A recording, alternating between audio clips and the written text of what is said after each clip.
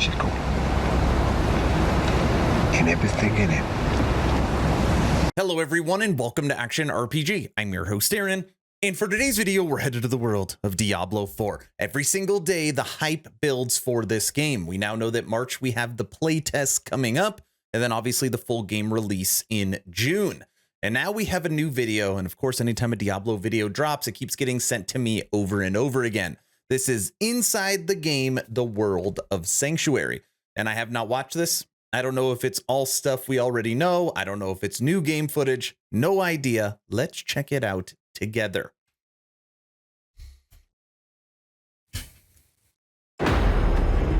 Ooh. Seen all that.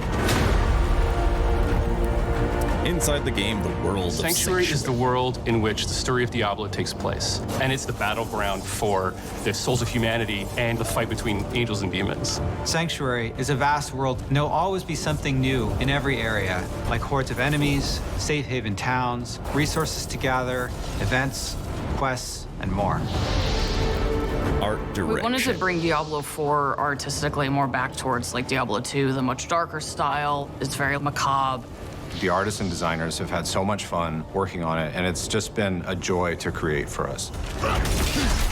How would the people of Sanctuary show their world? What kinds of art would they use to describe the world? One of the things we really wanted to do was make the game feel like a painting. Everything was built by a wonderful group of people who love Diablo as much as you do. We have 5 unique zones. Each of the regions has its own kind of flavor and ambient life. We take a lot of influence from what our concept artists give us, and I know they take a lot of influence from real life. There's Kyrgyzstan, which is the sort of desert. It's amazing with its sweeping sand dunes. Skazglen, which is inspired by Scotland. Fractured Peaks is inspired by the Carpathian Mountains. The Dry Steppes is sort of our mountainous desert region, and Hawazar is the swampy region of the south. Whether you're on a mount or on foot, it's a joy to go from one region to the next. Also, the region transitions are really beautiful and stunning to see. Making sure that it felt sort of geologically true was really important. If you walk from Fractured Peaks into Hawazar, you'll cross all of these waterfalls caused by snowmelt. So you can actually see the snow melting in Fractured Peaks through waterfalls, entering into Hawazar and entering the large basin that fills Hawazar with all of the swamp water. We have all the different environments. That is really cool and really smart. I like that, as you could see the transitioning of the landscape. I have not heard that before. Now, I will say, visually wise, I don't know what it is. Maybe it's just me, but the more lit up areas look a whole lot better than the darker zones.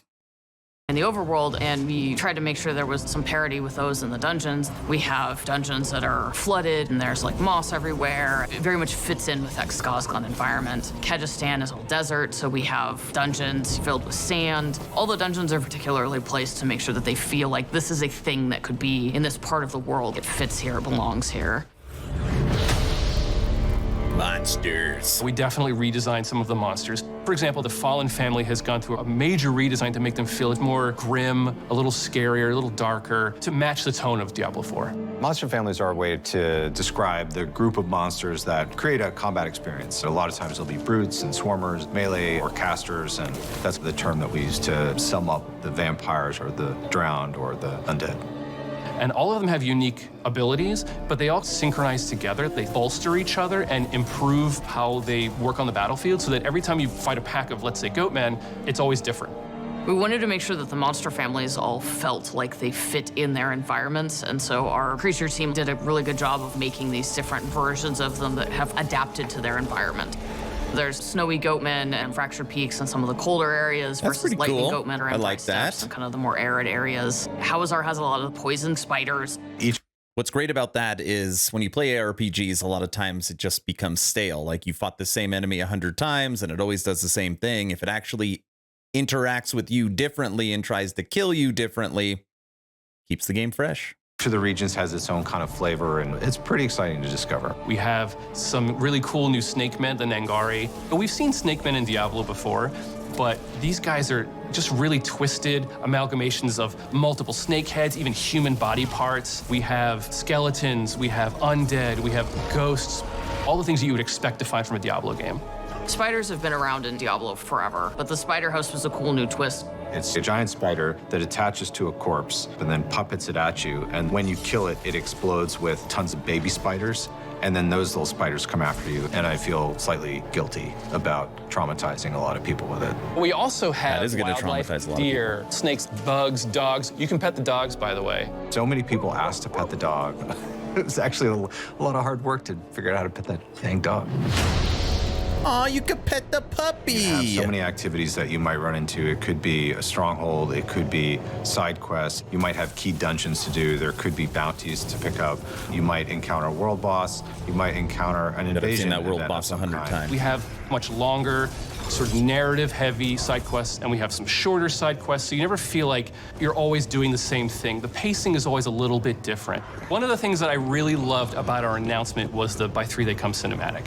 I was able to build a quest where you actually get to go to those places. You get to go to the town. You get to go inside the chapel.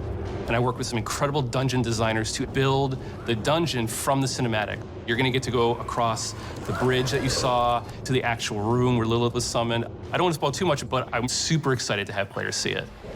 Sometimes it's kind of nice to just walk places, because that's a lot of the times when you see these little events. You might find a demonic altar that you need to feed your blood to summon demons to then defeat for all of their loot. You might find a ghost child who's trying to find the remains of their parents, and you have to protect them.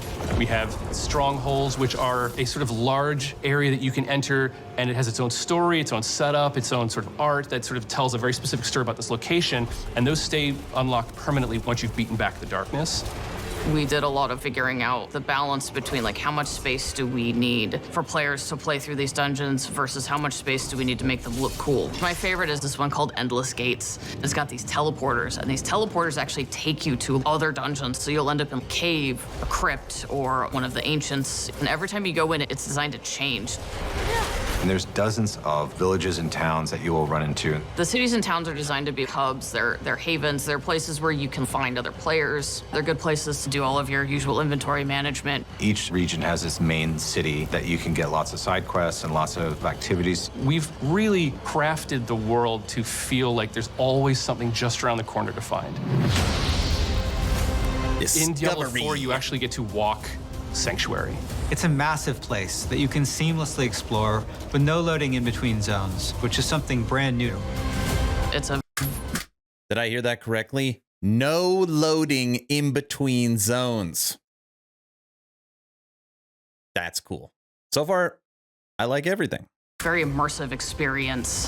What I love about it is that you can go in a direction and you might be searching for a particular quest or an item, and you'll come across a stronghold that you haven't explored before. You'll come across dungeons that have legendary affixes, or you might discover a side quest that you didn't even know about that fills in some bit of lore that you actually were interested in. There's any number of things that can happen along the road to your destination, and that's what I love about having this fast-paced. There are tons of different types of events in the world. It's been created to feel full of things to encounter, full of secrets to discover, full of characters to interact with, full of stories to find. We have these altars to Lilith that if you can find them, they will give you a permanent buff to all of your characters across the game. There are tons of them hidden everywhere. We also have these massive world bosses that are so big the camera actually has Dude, someone's gonna find all of those. It's gonna be on a site, and you just gotta run and click on them if they're not random. to pull out even further. And you're gonna have an opportunity to fight these bosses with your friends or with strangers to take down these huge world bosses. And the team has done just an incredible job making Sanctuary a world worth exploring and a world worth investing yourself in.